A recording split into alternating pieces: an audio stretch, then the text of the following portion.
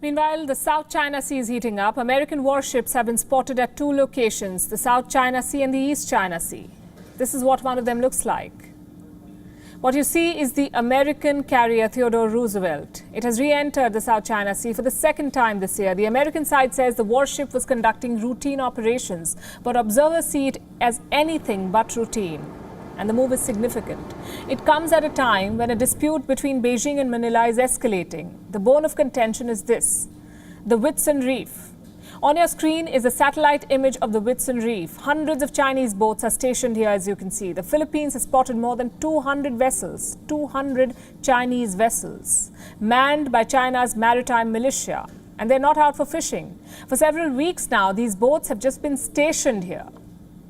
The Whitsun Reef looks like a boomerang. The Philippines calls it the Julian Philippe. Manila says this reef lies in its territory, in the Philippines' exclusive economic zone. On the other side, we have China.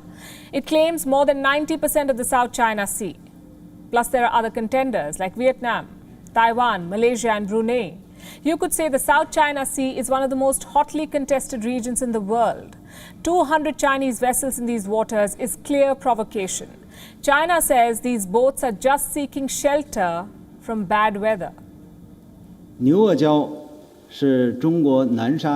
Whitsun Reef is part of China's Nansha Islands. This reef and its nearby waters have always been an important docking point and wind shelter for Chinese fishing boats. Chinese boats staying here overnight and sheltering from the wind is reasonable and legal. The South China Sea arbitration ruling is illegal and void. China does not accept or recognize this ruling and firmly opposes any claim or action based on this ruling. China's sovereignty and rights and interests in South China Sea were formed over a long course of history and are in accordance with the international law.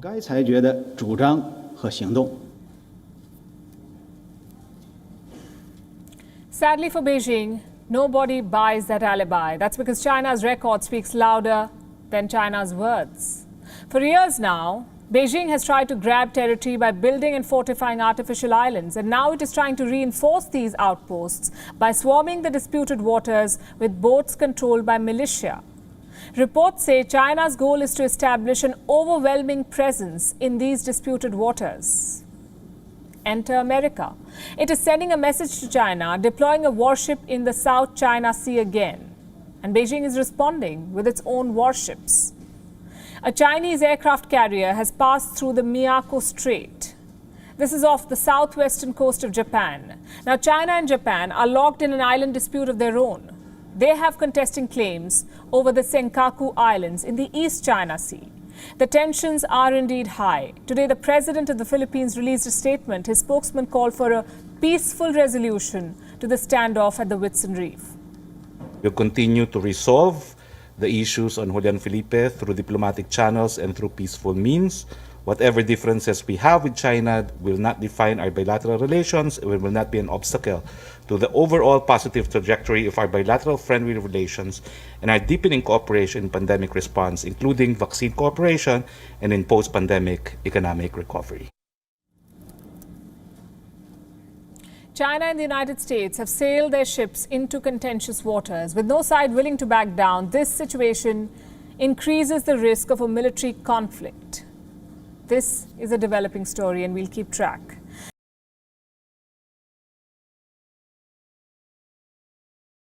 WION is now available in your country. Download the app now and get all the news on the move.